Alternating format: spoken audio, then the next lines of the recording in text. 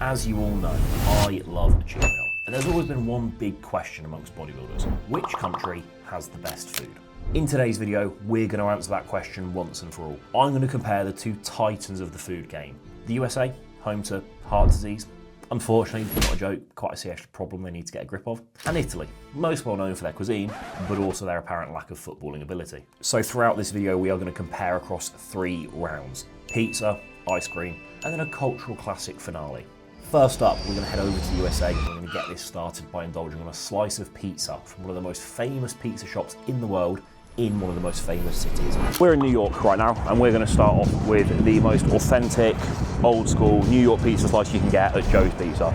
They are well regarded as the classic pizza slice, home with the pizza slice, so it's only right we go there for this comparison. We're going to pick up one pizza slice, give that a go, and then we're going to head over to Italy, get a proper Neapolitan pizza and see how they compare. But let's head into Joe's. It's the one that all the celebrities go to. They're renowned for their pizza slice. Proper New York style, so let's get it. Can I grab a slice? Can I just grab a slice of pepperoni, please? Pepperoni? Yeah, just one, please. Can I have it heated, please?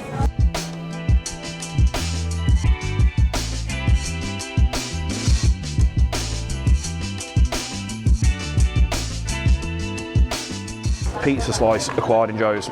Big difference with the New York slice. New York slices are known for their large, wide slices with a crisp outer edge and a pliable centre. The dough contains sugar and olive oil, which helps it brown in lower heat ovens and gives it that signature foldable texture. So there you go, the sign of a good New York pizza. You can fold it and it holds its shape all the way to the end. You do this with Neapolitan, all the toppings slide right off, so.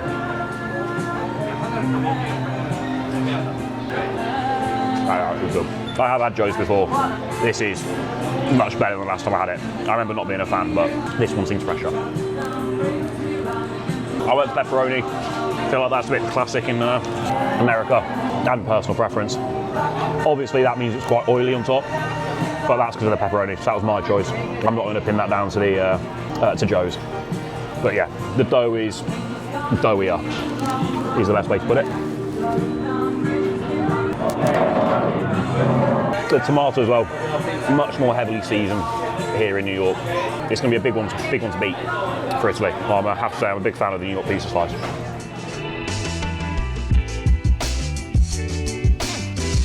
Price-wise, we are in Times Square near enough, so we're paying tourist tax here. It was about £5 for this slice, but Joe's is very famous. They upcharge, obviously. You can still get, like a $2 slice, like a £1.50 slice, that most other pizza places have paid for the premium of the name and the brand here. But we've got to choose New York's best to give it the fairest comparison to the Neapolitan pizza. But price-wise, it's expensive, but I think that's more so based off location and name. But that is part of it, I guess. So I'm very impressed. I would give this, as pizza goes, probably a 9 out of 10. So a lot to live up for Italy, but let's head over and see what they have to offer.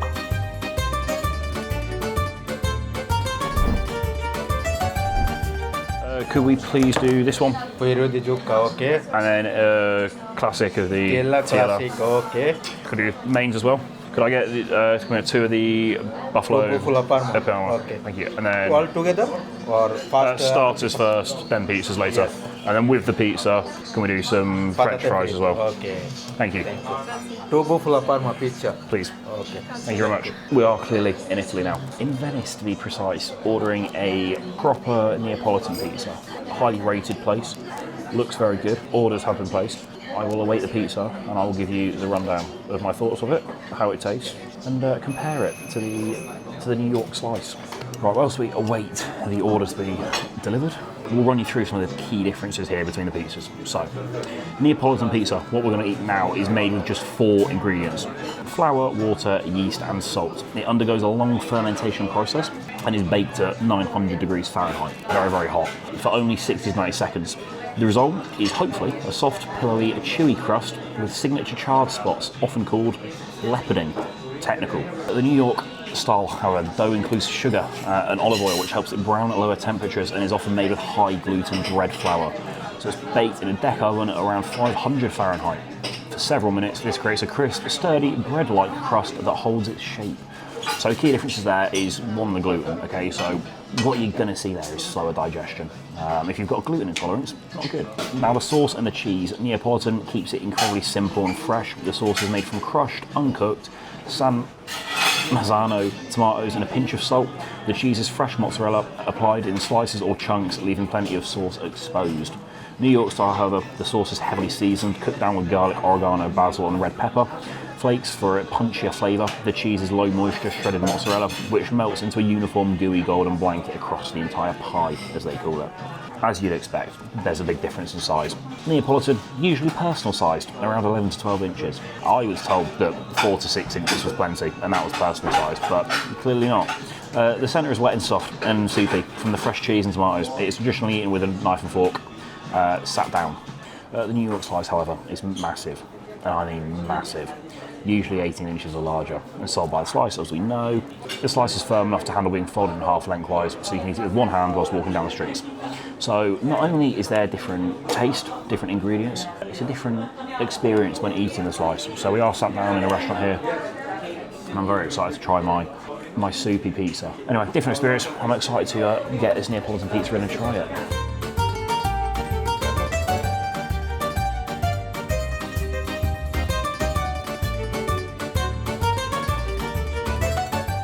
Pizza has arrived. We have our Neapolitan pizza. It does not come pre-sliced, and you do not get given a pizza card, which strongly suggests that you eat it with a knife and fork. I'm going to ignore those strong suggestions, and we are going to cut it into slices. I went for a pizza with fresh mozzarella, prosciutto, tomatoes, and a singular leaf of basil. Fun fact, I named my cat Basil, and then he died. Right, straight away we can see this pizza is ridiculously thin compared to the New York slice. It is definitely blackened. My side has been in a furnace by the looks of things. I'm gonna cheat here and eat it like a New York slice, but you can see the end just flops down straight away. This is not how you're meant to eat a Neapolitan pizza, but I don't care. You can see the base. You've got those leoparding, as we know the technical term is. The ingredients taste significantly fresher than the New York slices. We literally just watched them make this pizza as well, and it only cooks for 90 seconds. It's much more rich tomato, less dough. The tomato comes through a lot more, significantly less cheese, and you kind of taste the toppings more. But like the New York slices, primarily dough and cheese with a couple of toppings. You don't really get any tomato. This you get like a light thin dough and then just loads of like really fresh tomato. That was a very strong taste, very nice taste. Also, a 90-second time to cook the entire meal, right? Thinking logically here, as bodybuilders we like to be time efficient and meal prep. If you just meal prep an absolute shitload of pizza dough, you can cook each meal of the day in 90 seconds. Meals 1 to 6 of just Neapolitan pizza. I think you'd do great. This is very enjoyable. I'm going to finish this entire pizza. I'm then going to give it about an hour to let it sit and digest and come back with my verdict on the digestibility difference as well. But so far, that is like 9 out of 10 pizza. That is very, very, very good. Thoroughly enjoyable. So let's see how it sits, and I'll come back for my final verdict of, does New York have the better pizza, or does Italy? Right, as you can see, I'm back at my apartment in Italy. Slightly wet because it's raining pretty heavily. Yellow thunderstorms, or orange warnings for thunderstorms. Severe threat to life, so braving storms for this video. The pizza was really good, very light. You can tell it's significantly less ingredients, specifically preservatives, in the food. Short walk after dinner, and I feel like I could eat again, right? Digested much, much better than the New York pizza slice, even though it's probably a slightly larger amount of pizza versus like a full 12-incher versus a simple slice. So yeah, it sat a lot nicer. You have to factor price into the equation for the pizza there. Obviously that full sit-down pizza was a lot more expensive than a $1 slice of New York pizza, which does matter. Now ultimately, this is a cheat meal video. We're trying to decide who has the better cheat meal, okay? For me, I'm gonna go for the New York pizza slice as a cheat meal, right? If I didn't want to feel gross and disgusting after eating it, Italy all the way, right? The ingredients were a lot nicer, clean, fresh. Didn't feel bad eating it. Enjoyed it a lot, and it was a very, very good pizza. We're literally talking like a 9.8 pizza versus like a 9.9 pizza. It's that close, right? I could happily go either way. But if I have to pick one, so I'm not gonna sit on the fence here, I'd probably opt for the New York pizza slice. I also really like pineapple on pizza, and they do that in New York. They don't do that in Italy. In fact, you get spat on if you do that here. So because of that, New York is going to take the pizza round. So back to New York. This round I'm calling the cultural classics. The cultural classics, obviously New York, and America in general, let's say, have very good burgers. In Italy, they're more known for their pastas. So seeing as we can't compare them directly, we'll just do who's got the best cultural cuisine. For the States, I have gone partly for convenience and partly also just because it's a good burger. We have gone for fast food, we've gone for Shake Shack, okay? A bit more of a premium fast food. But as it is America, we've gone fully loaded. We've got the full thing, the full stack. It's got crispy onions, it's got bacon, it's got cheese, American cheese. It's loaded, it is basically a heart attack between two slices of bread. Obviously, with us being in New York, Shake Shack was the obvious choice because of their roots. They started in 2001 here as simply a hot dog stand on the corner, and now they are a multi-billion-dollar fast food place, so that's kind of cool. 100% Angus beef, it's a blend, but they have no antibiotics or anything used, so it's actually a good quality burger. It is a smash burger as well. All things done right, not just crappy, hormone-filled shit. Right then, here we go. The cheese, the crispy onion, the bacon, tons of barbecue sauce. As fast food burgers go, this is definitely up there. It's close between this and Five Guys. If I were in the UK, I'd get a Five Guys. Over here in the States, I tend to prefer Shake Shack. My favourite burger is in the West Coast, and that is In-N-Out. Shake Shack is a close second. Very good. Polished off very quickly, so that's something. It's very easy to eat, a very high amount of calories here in the States, especially when you look at that burger, for example. It does definitely sit a little bit heavier. You know, the ingredients, they're good, but there is a lot of oils and stuff it's cooked in. You can tell, you do feel a little bit greasy after eating it, a little bit dirty, right? I can tell I've had a cheat meal, an off-plan meal. So with all that in mind, I'm not a cheeseburger guy, really. I prefer a steak if I was getting some sort of cow meat, shall we say. I'd give that the American cheeseburger as a whole, not just a Shake Shack burger. Like, we'll broaden it, don't worry, I've had my fair share. I'd give it a 7.5 out of 10. I definitely prefer the American pizza to the American burger, which I think says a lot. So now, when we're talking about cultural classics, right, to just prove how much the US loves a burger, any predictions of how many burgers are eaten per year? Drop them below. No, you're wrong. 50 billion burgers. This is the widely accepted annual estimate for the total number of burgers consumed in the United States annually. To put that in context, that averages out to roughly 3 burgers a week for every single person in the country. That is crazy.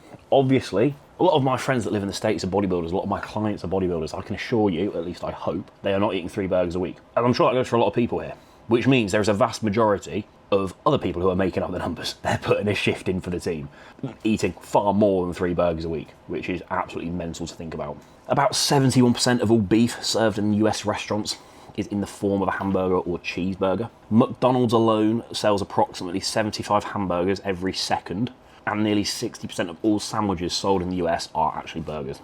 So, in short, America definitely have a health crisis, and they love a burger. Let's go and see how an Italian pasta fares up, and if their cultural classic is better than the States.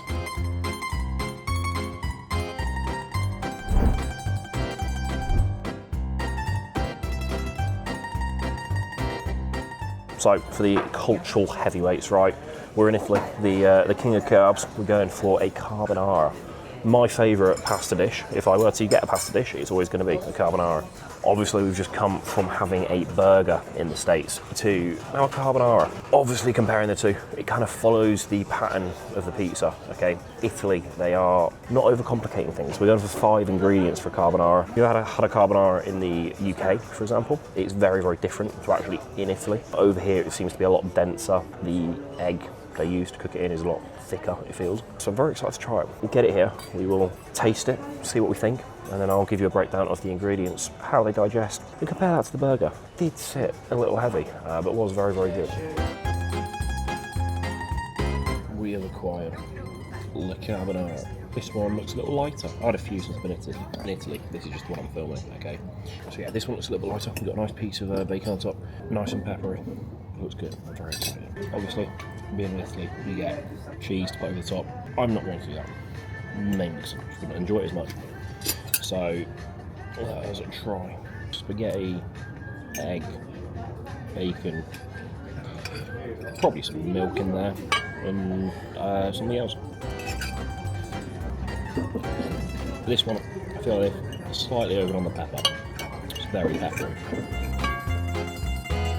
The pasta is just so good though, but they have butchered this with pepper. Verdict so far. The sauce is great. That's what the biggest difference I find when you come to Italy for a carbonara. They're much thicker, denser, creamier. In the UK, they're just more soggy. I don't know how to describe it. This specific carbonara, though, not my favourite I've had at my time in Italy. Way too peppery. They've just got absolutely hammed with the pepper. I'm all for a bit of seasoning, but this is pepper with a side of carbonara.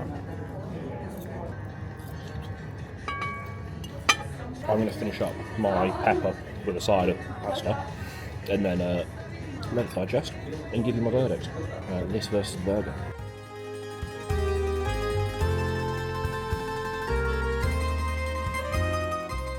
Finished the carbonara, walked around, got some steps in. Did digest relatively well. I'd say it definitely sat a little heavier than the pizza.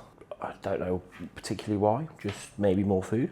Bigger serving, more pepper. A bit more information, because at the restaurant I was a little distracted by the food. I was quite hungry. The biggest difference between a carbonara in the UK versus here is the cream, right? So in the UK they use cream in a lot of things because it's easier to make it. Primarily as well because it acts as a safety net. It prevents the eggs from scrambling easily, but it changes the texture to a bit more of a thicker, grosser sauce, in my personal opinion. In Italy, the sauce does not actually exist until the very last second. It is created by a precise technique where the raw eggs and grated cheese are vigorously tossed with hot pasta and starchy pasta cooking water off the heat. The starch and the fat emulsify to create a velvety coating.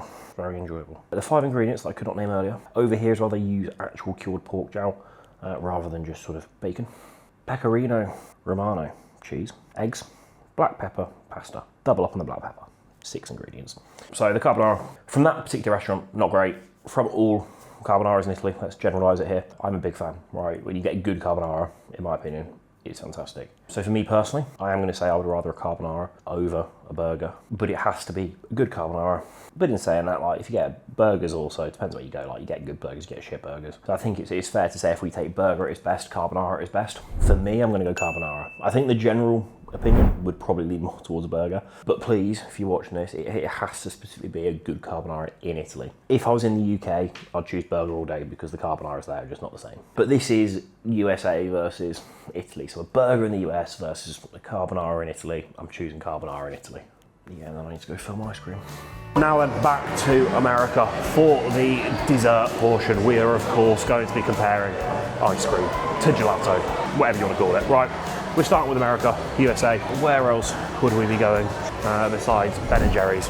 The king of ice cream in America. I think it's American, hope so. We just need to locate it first because we are in the Rockefeller Center in the heart of New York. Trying to find the Ben & Jerry's shop so that I can get some serious Ben & Jerry's. We're not doing any of this, just pints from a supermarket. We're going to a store and we're getting exactly what we want.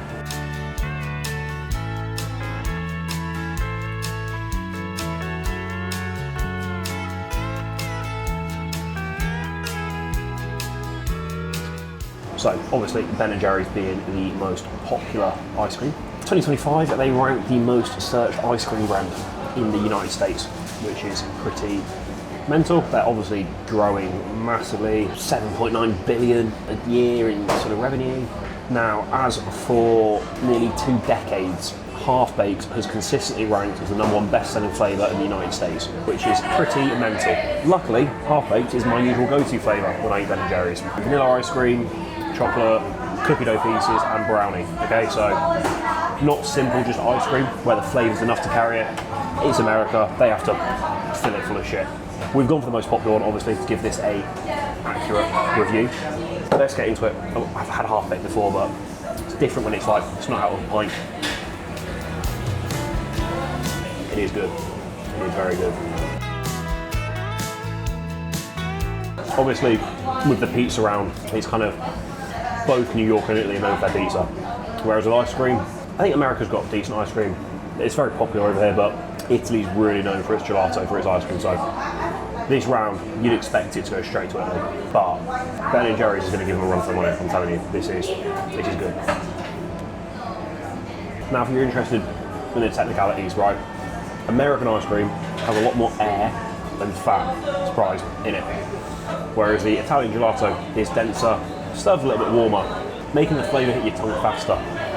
That's the tech behind it, so let's head over to Italy and find out just how much of a difference that makes. This is very good, and this is going to be very hard to beat, so I'm intrigued.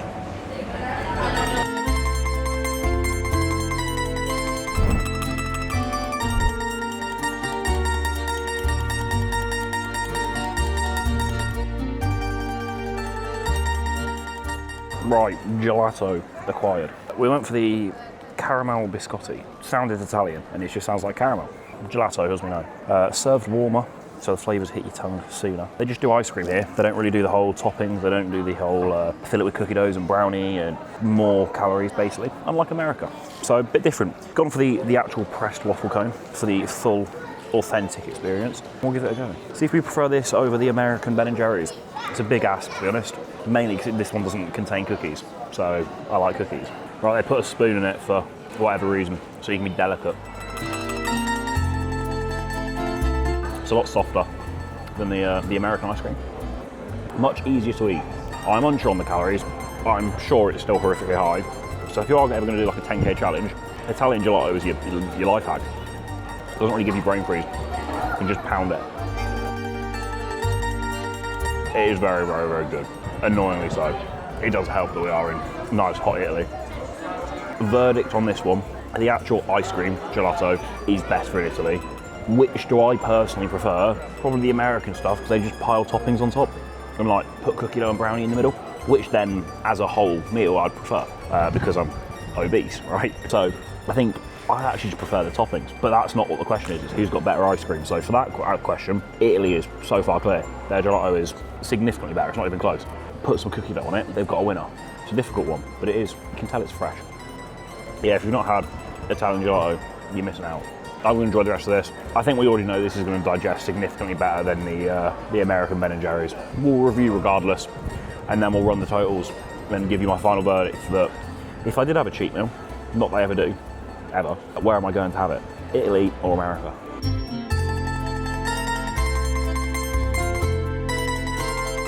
Back at the apartment, the gelato obviously sat a lot lighter than the Ben & Jerry's. Simpler ingredients, I think fresher. Also probably just less food, in fairness. But it goes down easier, sits a bit lighter. It's served warmer, so it just feels like it melts quicker, I don't know what the reasoning behind it is, but it did just feel a bit cleaner. As I said, the actual ice cream gelato was better than the ice cream in America by quite a long way. But the Americans just put loads of shit in there that makes it taste great, right? So it's a close one, but not for the right reasons. So final verdicts, obviously, we're going to say we prefer the gelato. Overall, New York or Italy? Right, if we're going off pizza, I'm going to New York for a slice of pizza. For the ice cream, I'm going to Italy. Now, the cultural classics, I think I'm going to have to go carbonara. So overall, we're going to Italy for our cheat meals. We never are, but if I could, I would.